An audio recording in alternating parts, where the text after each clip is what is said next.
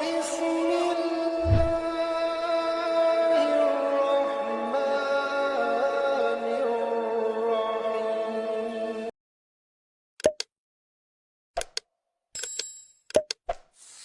قل أوحي إلي أنه استمع نفر من الجن فقالوا إنا سمعنا قرآنا عجبا.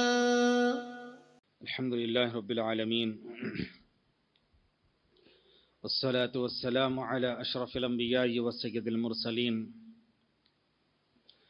نبينا محمد وعلى آله وأصحابه أجمعين ومن تبعهم بإحسان إلى يوم الدين، أما بعد. فأعوذ بالله السميع العليم من الشيطان الرجيم من همزه ونفخه ونفثه. وننزل من القرآن ما هو شفاء ورحمة للمؤمنين. حضرین گرامی، جادو جنات کی حقیقت اور علاج کے تعلق سے بات چل رہی ہے۔ گزشتہ دروس میں ہم نے یہ معلوم کیے کہ جادو جنات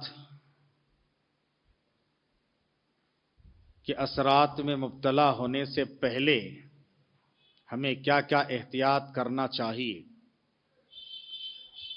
اور پھر مبتلا ہونے کے بعد ہمیں کیا کیا علاج کرنا چاہیے۔ اس سلسلے میں بات چل رہی ہے کہ اگر اللہ نہ کرے جادو میں مبتلا ہو جائیں، سحر زدہ ہو جائیں، جنات کے اثرات میں مبتلا ہو جائیں، تو اس کے لیے علاج کیا کیا ہے۔ گزشتہ دروس میں ہم نے کچھ باتیں معلوم کیے ہیں۔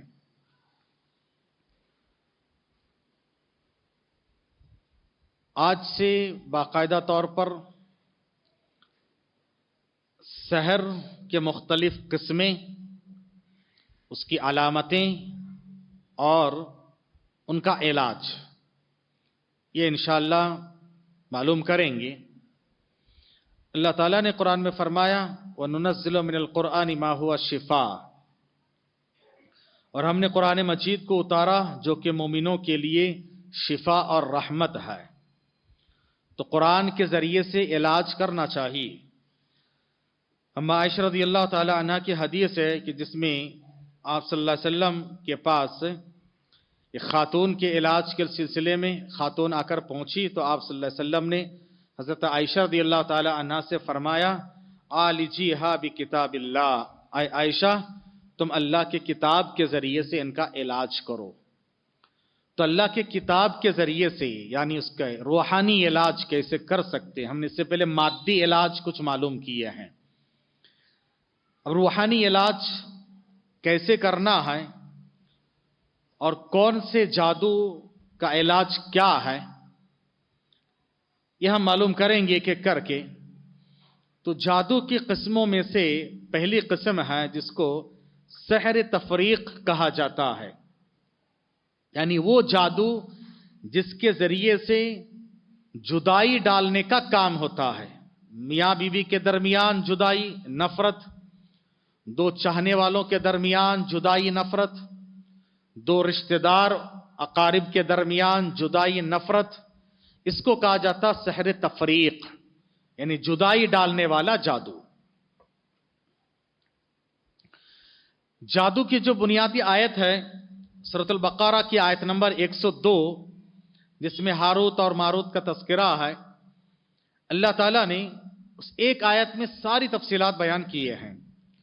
تو جادو کی حقیقت کے تعلق سے اللہ نے بیان فرمایا فَيَتَعَلَّمُونَ مِنْهُمَا مَا يُفَرِّقُونَ بِهِ بَيْنَ الْمَرْءِ وَزَوْجِهِ، یہ لوگ، یہ جادوگر لوگ یا یہودی لوگ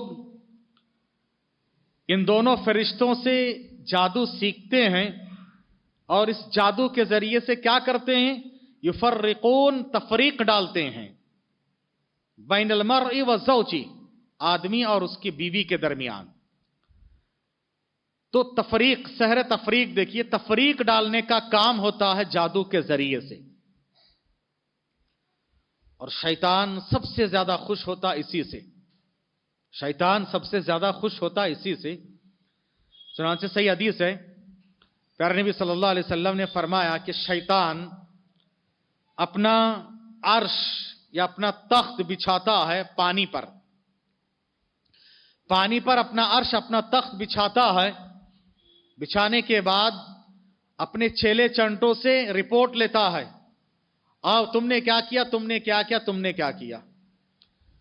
کوئی آ کے کہتا آج میں نے یہ کام کیا، وہ کام کیا، تو شیطان کہتا تم نے کچھ نہیں کیا، تم نے کچھ نہیں کیا، یہ تمہارا کوئی بڑا کام نہیں ہے.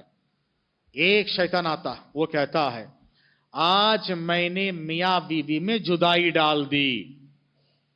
مسلسل ان کے پیچھے لگا رہا اور دونوں میں جدائی اور نفرت ڈالنے میں کامیاب ہو گیا. شیطان اٹھتا ہے، ابلیس اٹھتا ہے، اور اٹھنے کے بعد اس کو گلے لگاتا ہے اور کہتا ہے انتا تو ہے کام کا آدمی، تو ہے کام کا آدمی. تو شیطان کو سب سے زیادہ خوشی اسی میں ہوتی ہے، کیونکہ یہ جو رشتہ ہے نا، یہ بنیاد ہے، یہ مضبوط ہے. یہ رشتہ جتنا مضبوط، میاں بیوی کا رشتہ، سارے رشتہ دار اتنے مضبوط. اور یہ رشتہ جتنا لڑکھڑائے گا، جتنا پریشان ہوگا، سارے رشتہ دار پریشان رہیں گے. اس لیے شیطان کی کوشش ہوتی ہے کہ پہلے اس کو پکڑو. اللہ تعالیٰ نے دنیا کے پہلے انسان آدم اور حوا علیہم السلام کو پیدا کرنے کے بعد جنت میں رکھا نا.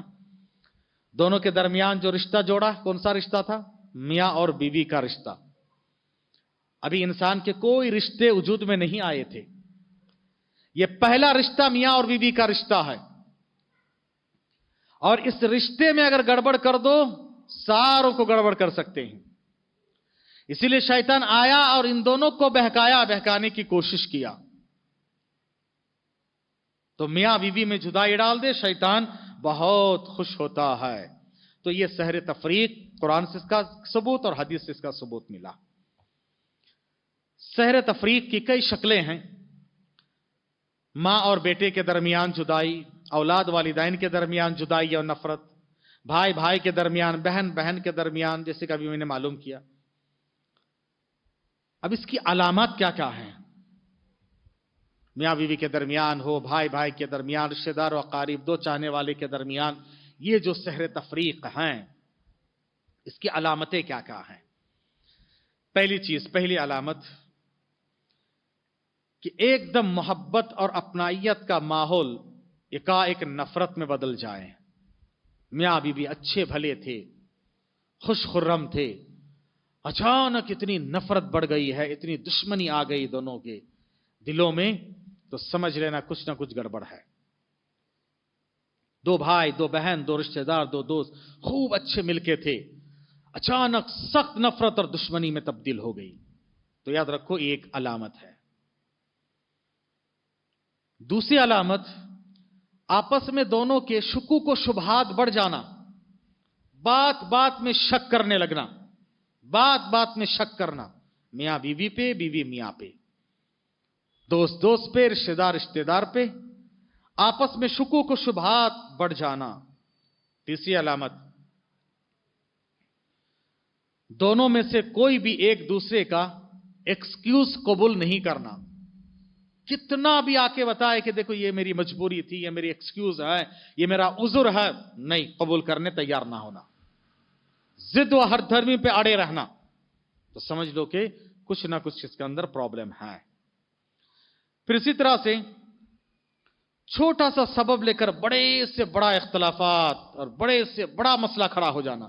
چھوٹی سی بات ہے، معمولی سی بات ہے، اور اس بات کے بتنگڑ بنا کے رتی کو ہتی کرنا بولتے ہیں، ایسا معاملہ ہے. ہاں تو یہ ہو جاتا، چھوٹی سی بات ہے لیکن کہاں سے کہاں پہنچ جائیں، اور کوئی کسی سے جا کے مل لے، سوری کا ایک لفظ بولنے سے بڑے بڑے مسئلے حل ہو جاتے.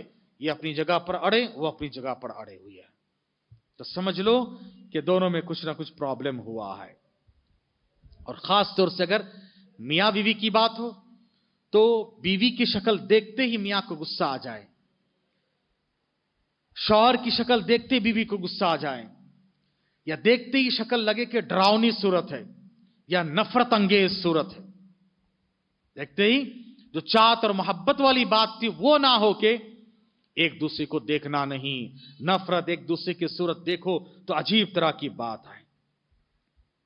پھر اسی طرح سے میاں بیوی آپس میں ملے تو اس میں لذت نہیں یا اس کی چاہت بھی نہیں، میاں بیوی آپس سے ملنے کی چاہت بھی نہیں اور ایک دوسرے سے سیٹسفائیڈ بھی نہیں اور ایک دوسرے میں لذت بھی نہیں ہے، یہ بھی ایک علامت ہے سحر تفریق کے لیے، جدائی ڈالنے کے لیے۔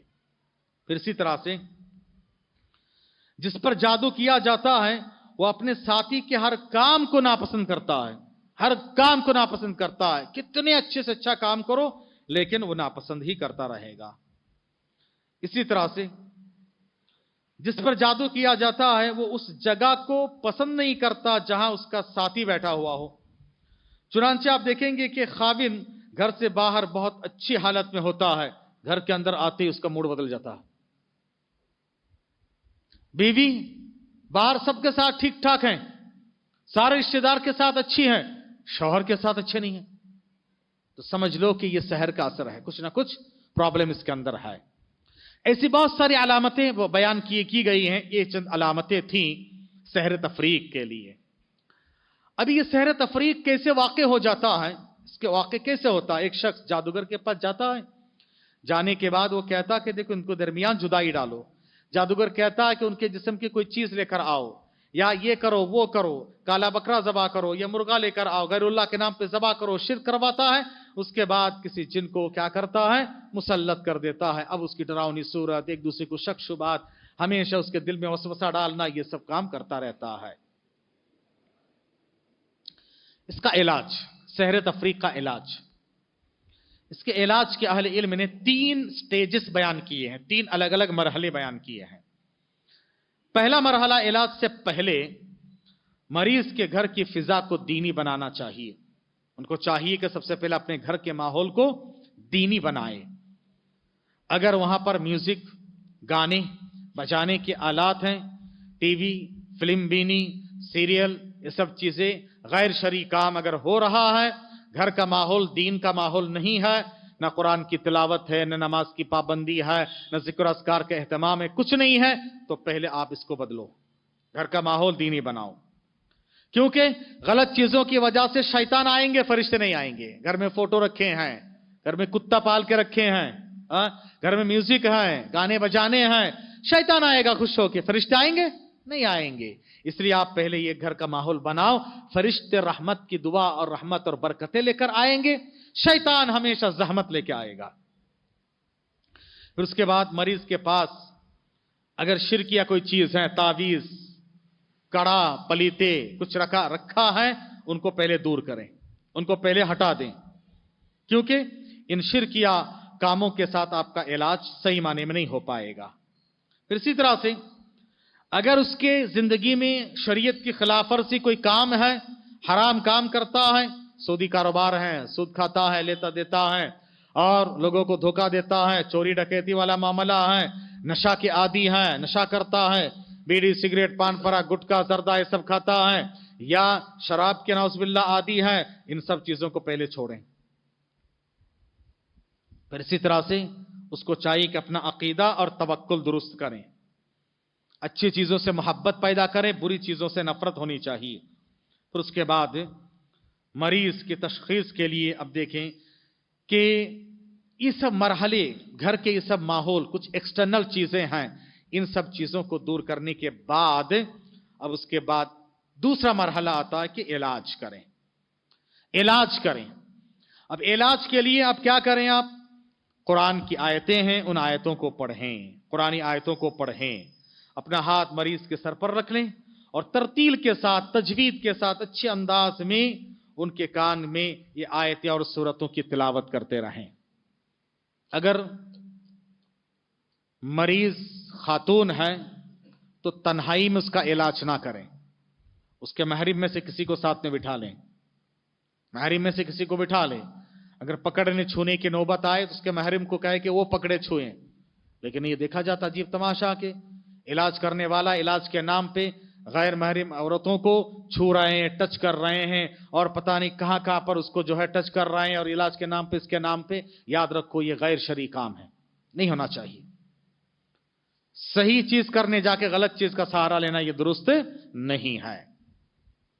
پھر اس کے بعد جن صورتوں کو پڑھنا ہے ان آیتیں اور صورتیں ہیں. اب اس کے لیے کافی وقت درکار ہے.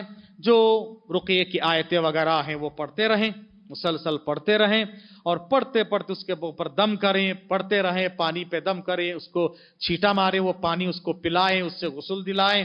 یہ ایک طریقہ ہوتا ہے. ایک دوسرا مرحلہ اس کو علاج کا. اسی طرح سے علاج کا ایک تیسرا اور آخری مرحلہ ہے کہ علاج کے بعد علاج ہو گیا، اچھا ہو گیا، اب اس کو چاہیے کہ جو اچھا ماحول ہے، اچھی حالتیں ہیں، اس پہ ڈٹے رہیں، ذکر اذکار کی پابندی کرتے رہیں، غلط چیزوں کو چھوڑیں، اچھی چیزوں پر رہیں، اور عقیدہ اور ایمان کے ساتھ نمازوں کی پابندی وغیرہ کرتے رہیں. تو انشاءاللہ آہستہ آہستہ اللہ تبارک تعالیٰ اس سے سحر تفریق سے اس کو نکال باہر کرتا ہے. کبھی کبھار بہت سخت طریقے سے ہو تو وقت لگتا ہے، لیکن حرام راستے پہ نہیں جانا چاہیے. یہ کبھی بیری کے پتا، بیری کے پتے وغیرہ کے ذریعے سے بھی اس کا علاج ہوتا ہے کہ پانی میں دم کرے، بیری کے پتے میں دم کریں، پھر اس کے بعد 7 پتے کو اچھی طرح سے پیسنے کے بعد پانی میں ملائیں، اس میں سے تھوڑا پانی پی لیں اور باقی پانی سے غسل کریں. یہ عمل 7 دن کریں. یہ بھی بہت مجرب نسخہ ہے. ساتھ ہی ساتھ شہد اور دیگر چیزوں کا استعمال، جیسے کہ اس سے پہلے بتایا، کلونچی ہے، بلیک سیڈ سے ان کا استعمال ہے، بارش کا پانی کا استعمال جادو جنات کے علاج کے لیے بہت مفید ہے. دعا کیجیے رب العالمین سے اللہ تبارک تعالی ہمیں اور آپ کو جادو جنات کے اثرات سے محفوظ رکھے. آمین. سبحانک اللہم و بحمدک، اشہد ان لا الہ الا انت، استغفرک و اتوب الیک. صلی اللہ علیہ وسلم. محمد.